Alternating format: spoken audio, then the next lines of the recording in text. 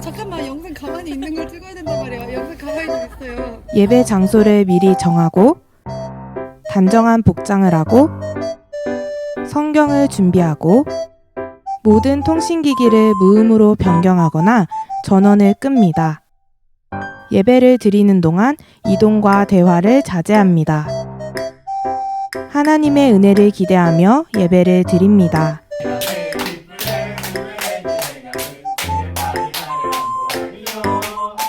하나님께 드리는 예배는 장소의 제한을 받지 않습니다. 지금 예배하는 자리에 하나님께서 함께 하심을 믿고 경건한 마음으로 예배드리시기 바랍니다.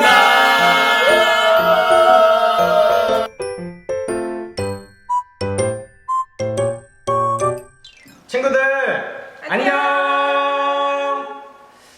3월 15일 주일 청소년부 예배에 함께하는 여러분들을 환영하고 축복합니다. 우리 이 시간 주와 같이 길 가는 것 함께 박수치며 찬양하겠습니다.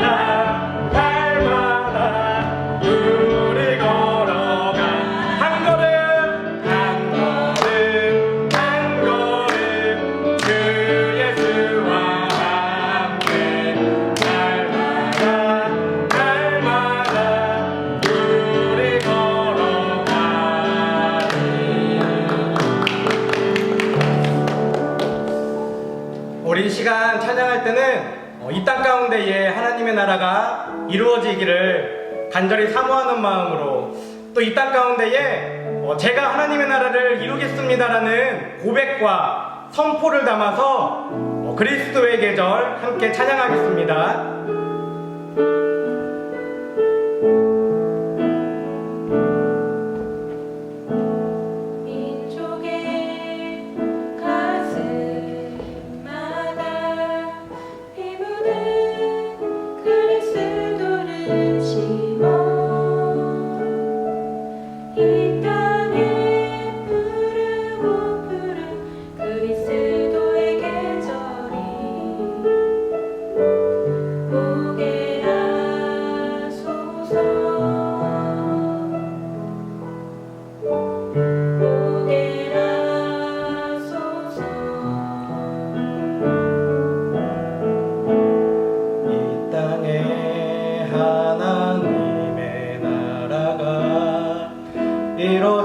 이루어지게 하옵소서.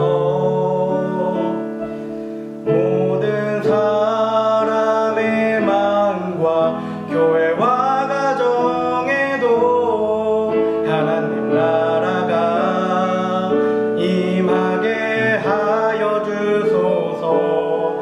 주의 성도들이 예수의 꿈을 꾸고 인류 구원의 환상을 보게 하소서. 한 손에 복음 들고 한 손에 사랑을 들고 온 땅 구석 누비는 나라 되게 하소서.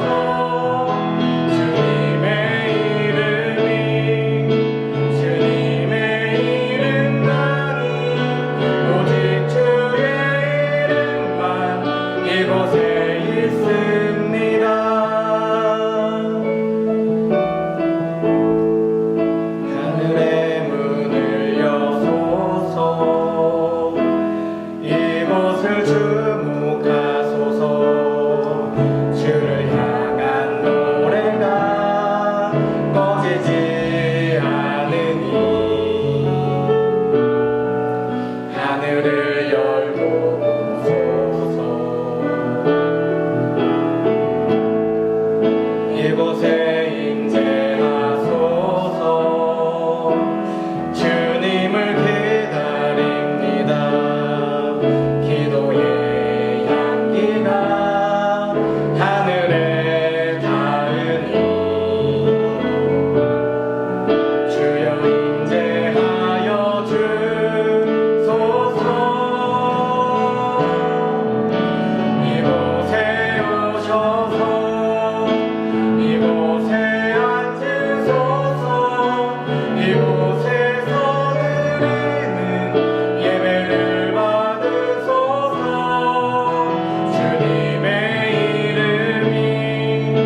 주님의 이름만이 오직 주의 이름만 이곳에 있으니 이곳에 오셔서 이곳에 앉으소서. 이곳에서 드리는 예배를 받으소서. 주님의 이름만이 오직 주의 이름만 이곳에 있습니다. 이 시간 오늘 예배를 위해 우리 노세연 친구가 기도하겠습니다. 하나님 아버지, 지난 한 주간도 잘 지낼 수 있게 해주셔서 감사합니다. 지금은 사순절 기간입니다. 우리가 살아갈 때에 지었던 죄들을 주님을 생각하면서 기도하고 회개하며 사순절을 고난받으신 예수님을 기억하며 살아갈 수 있도록 해주세요. 아직 코로나 바이러스가 완전히 안정화되지 않고 있습니다. 하루빨리 이 사태가 안정되고 다시 교회에 건강한 모습으로 모여서 예배드릴 수 있게 해주시고, 비록 현재는 우리가 다 함께 교회에 모여서 예배를 드릴 수는 없지만 각자 자신이 속한 자리에서 하나님을 예배할 수 있도록 도와주세요. 오늘 말씀 전하시는 이성광 목사님과 함께 해주시고 우리 모두 집중해서 잘 들을 수 있도록 해주세요. 한 주간도 말씀을 마음에 깊게 새기고 살아갈 수 있도록 도와주세요. 사랑이 많으신 예수님의 이름으로 기도드렸습니다. 아멘. 부르신 곳에서 나는 예배하네. 어떤 상황에도 나는 예배하네. 우리 자녀 세대를 보호하고 우리 자녀 세대가 어떤 상황 속에서도 온전한 예배자로 설 수 있도록 우리 성강교회 교회학교는 온라인 예배로 예배를 드립니다. 교회학교 예배 영상은 주일 오전 8시 성광교회 유튜브 채널에 업로드됩니다. 우리 부모님들과 선생님들은 자녀 세대들이 예배를 잘 들을 수 있도록 양육해 주시면 감사하겠습니다. 그럼 여러분 유튜브에서 만나요. 안녕하세요. 저는 에이마이 청소년부 전혜인입니다. 저희가 이제 벌써 3주째 코로나로 인해서 온라인으로 예배를 진행하고 있는데요. 모두 지금 이 시간 가정에서 은혜롭게 예배드리고 있겠죠? 사순절 기간인 만큼 예수님께서 겪으신 고통을 생각하며 말씀 묵상과 기도를 통해서 주님의 사랑을 더욱 깊이 묵상할 수 있는 그러한 시간이 되었으면 좋겠습니다. 어려운 시기이지만 장소에 구애받지 않고 주님께서 허락하신 자리에서 다시 함께 모여서 예배할 수 있는 그날까지 주님을 더욱 찬양하고 주님께 더욱 의지하며 나아갈 수 있는 그런 우리 에이마이 청소년부가 되었으면 좋겠습니다. 감사합니다.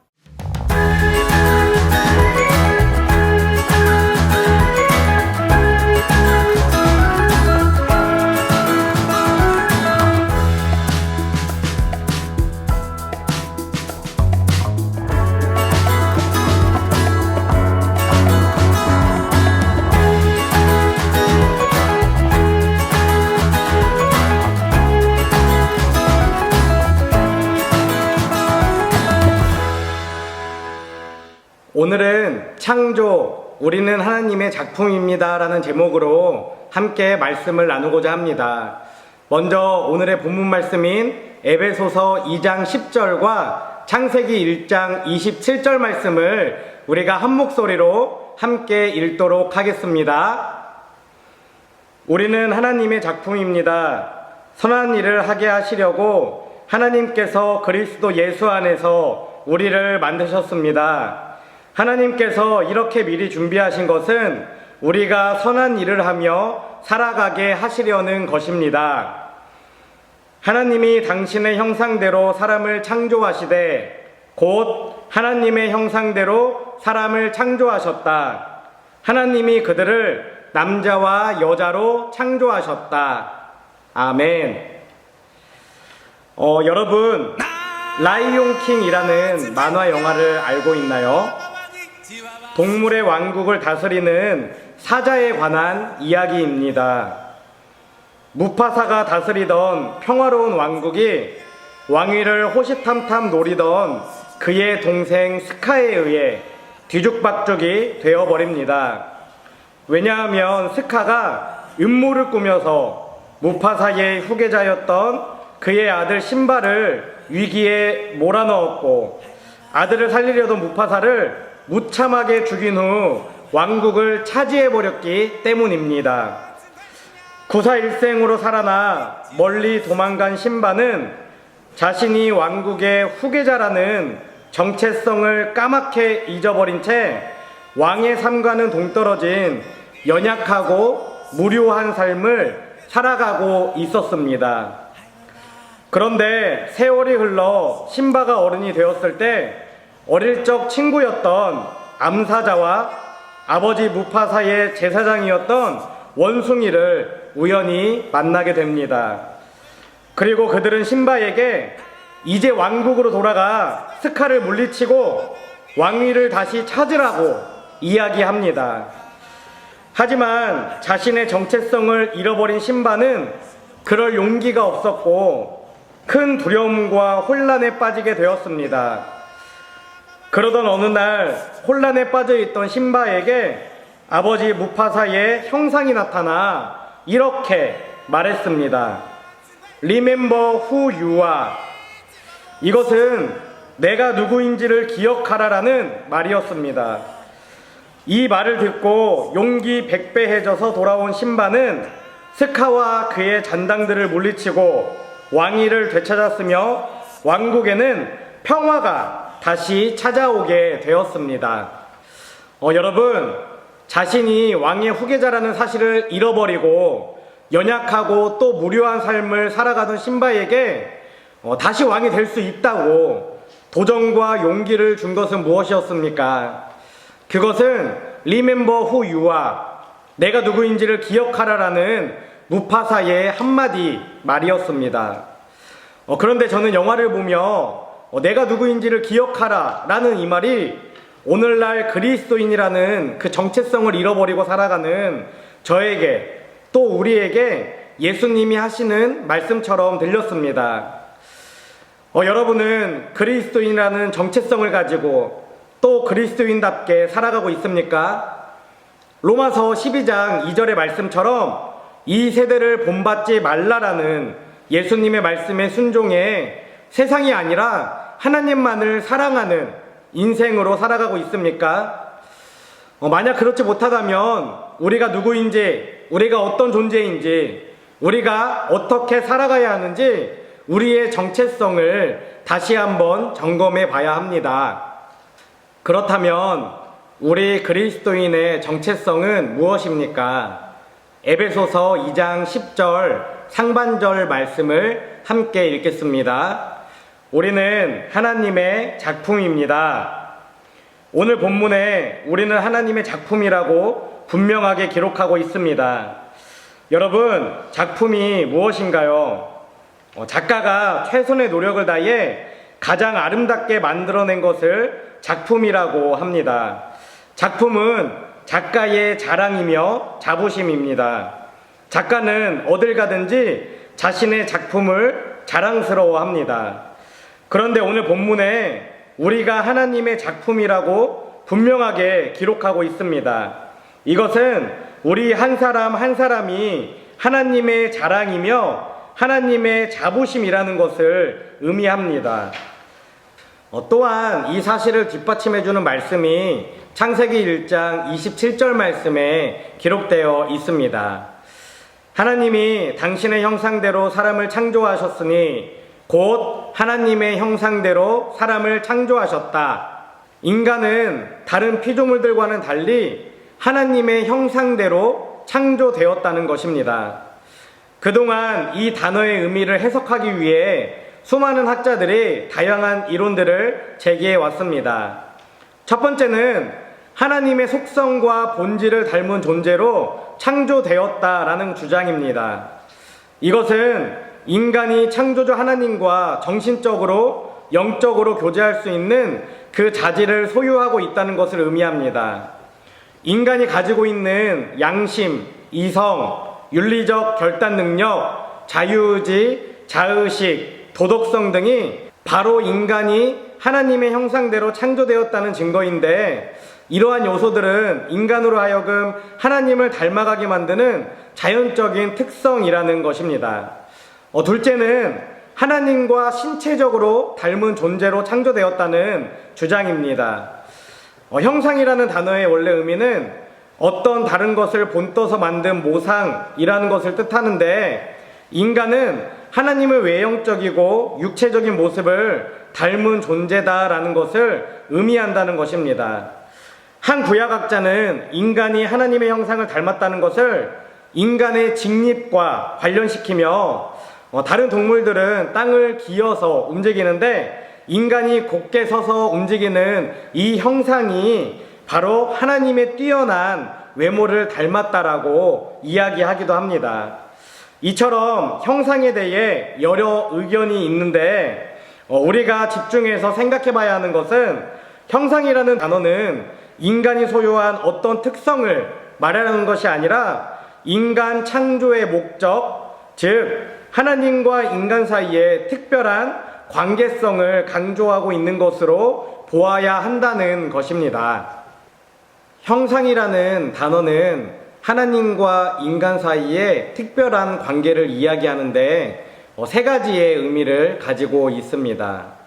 첫째는 사람은 모든 피조물 중 가장 존귀한 존재로 창조되었다는 것입니다.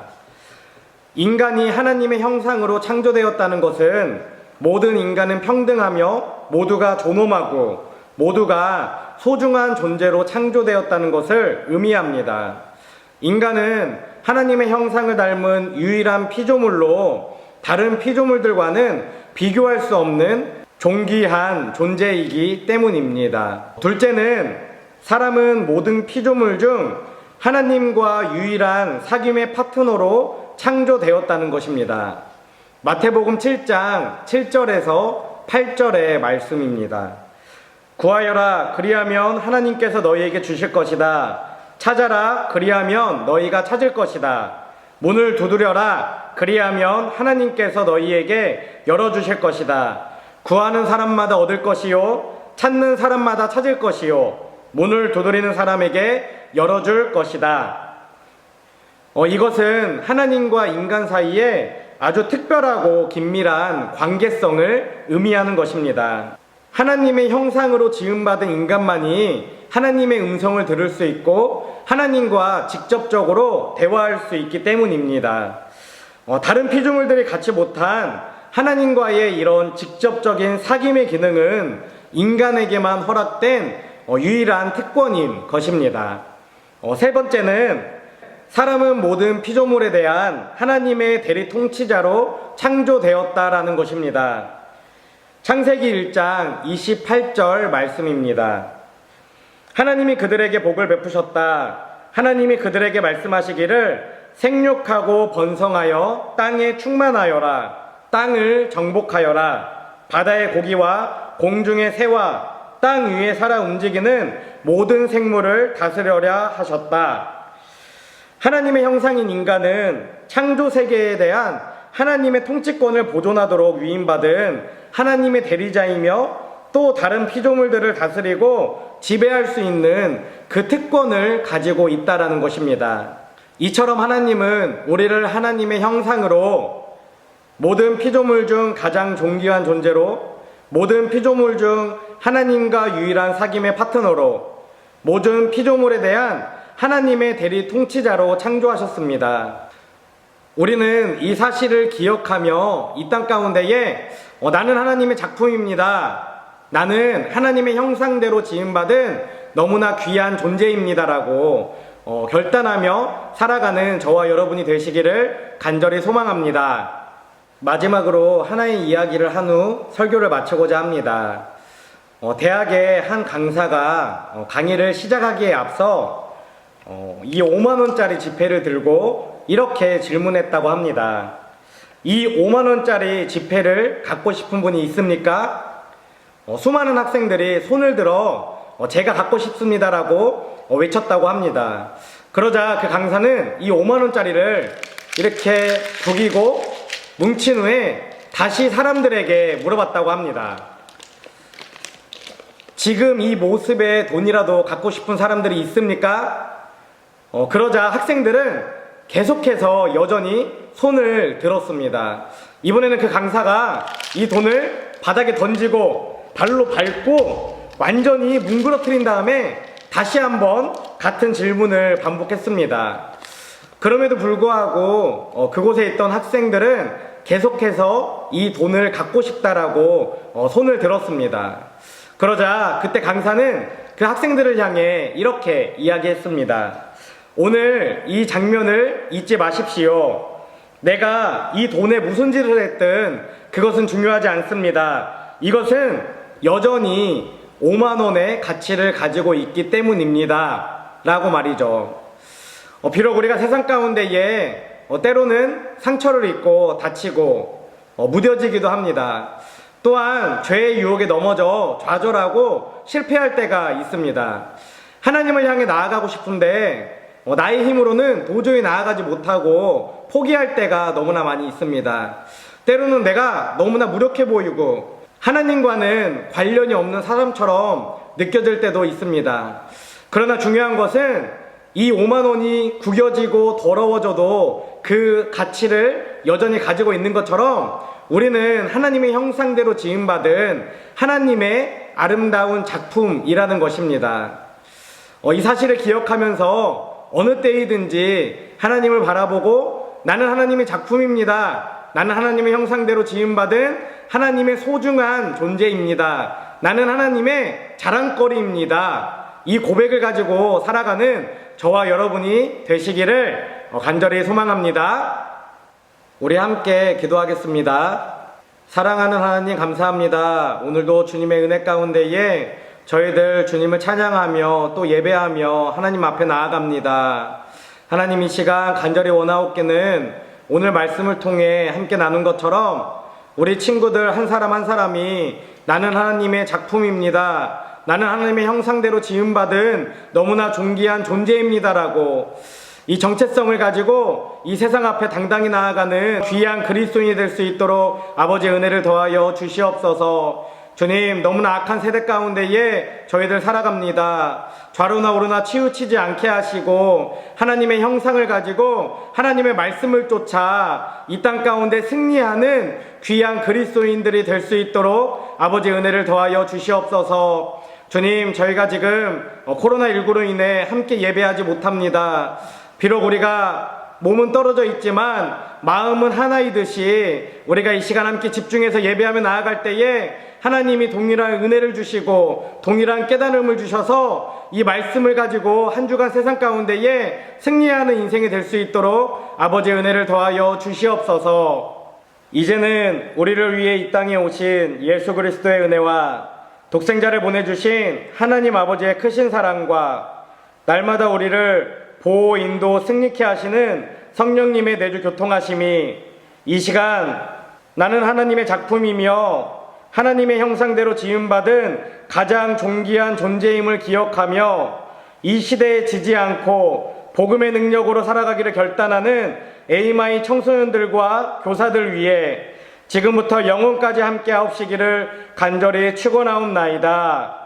아멘.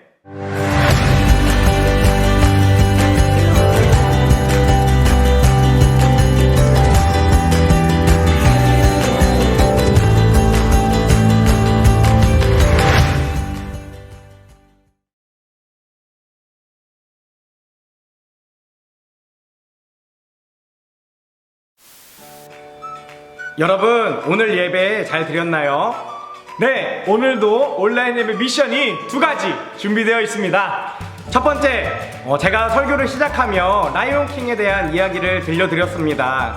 아버지 무파사가 아들 심바에게 했던 너무나 중요한 한마디가 있는데 그것이 무엇인지 영어로 적어서 보내주시면 되겠습니다. 자, 2번째, 오늘 설교 중 하나님의 형상에 관해서 3가지 의미를 살펴봤는데 그 3가지를 보내주시면 되겠습니다. 이번 주는 선물로 베스킨라빈스의 파인트를 준비했습니다. 자, 이번 주에는 선착순이 아니라 첫 번째, 5번째, 그리고 10번째 정답을 보내준 친구들에게 선물을 드리도록 하겠습니다.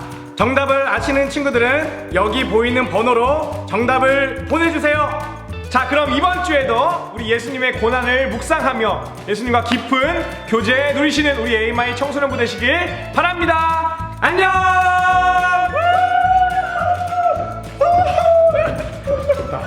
됐다, 이건 됐다, 그죠?